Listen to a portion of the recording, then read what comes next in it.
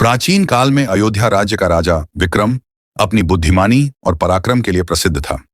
उसके शासन में प्रजा सुखी थी, लेकिन एक रात कुछ ऐसा हुआ जिसने पूरे राज्य को हिलाकर रख दिया।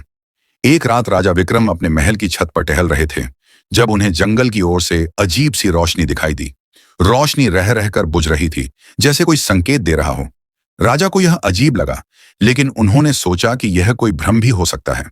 मगर अगले दिन सुबह दरबार में खबर आई कि राज्य के खजाने का मुख्य द्वार टूटा हुआ मिला और वहां से एक रहस्यमयी चिट्ठी पड़ी थी, जिस पर लिखा था, राजा विक्रम, अगर तुम सच्चे राजा हो तो अंधेरी रात के पहले पहर में अकेले उस रोशनी तक पहुंचो, वरना तुम्हारे राज्य का विनाश तय है। राजा विक्रम इस चुनौती को स्वीकार करने का निश्चय करते हैं। वे अपने सेनापतियों और मंत्रियों को बिना बताए रात में अकेले ही उस दिशा में निकल पड़ते हैं।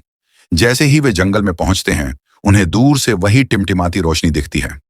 जैसे जैसे वे नजदीक आते हैं, रोशनी अचानक गायब हो जाती है। तभी उन्हें पीछे से किसी के कदमों की आहट सुनाई देती है।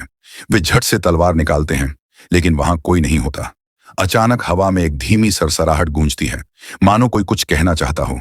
राजा विक्रम बेखौफ आगे बढ़ते हैं और देखते हैं कि सामने एक विशाल गुफा है, जिसके द्वार पर एक पत्थर की शिला रखी है। उस पर लिखा है, जिसने इस द्वार को पार किया वह सत्य को पा सकता है या फिर मृत्यु को। राजा विक्रम बिना डरे द्वार को पार करते हैं और अंदर जाते ही देखते हैं कि गुफा के भीतर एक विशाल सोने का सिंहासन रखा है, जिस पर एक रहस्यमयी छवि अंकित है। तभी अचानक गुफा के कोनों से काले लबादे पहने कुछ रहस्यमयी व्यक्ति प्रकट होते हैं। उनमें से एक ने गहरी आवाज में कहा, राजा विक्रम, हम तुम्हारी परीक्षा ले रहे थे। तुम्हारे राज्य में एक गद्दार है जो तुम्हारे खजाने को लूटकर सिंहासन हथियाना चाहता है। अगर तुम इसे रोक सकते हो तो आगे बढ़ो। राजा विक्रम चौकन्ने हो जाते हैं। तभी एक और आदमी सामने आता है और अपना नकाब हटाता है। वह कोई और नहीं बल्कि राजा का सबसे भरोसेमंद मंत्री रघुनाथ था। राजा को विश्वास नहीं होता कि रघुनाथ ही गद्दार निकलेगा।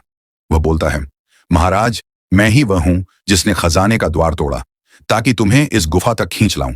मैं असली उत्तराधिकारी हूं। राजा विक्रम क्रोध से भर जाते हैं और तलवार निकाल लेते हैं, लेकिन तभी गुफा के अंदर लगी वह रहस्यमयी छवि चमकने लगती है और अचानक रघुनाथ की चीख गूंजती है। कुछ पलों में ही वह अंधेरे में समा जाता है।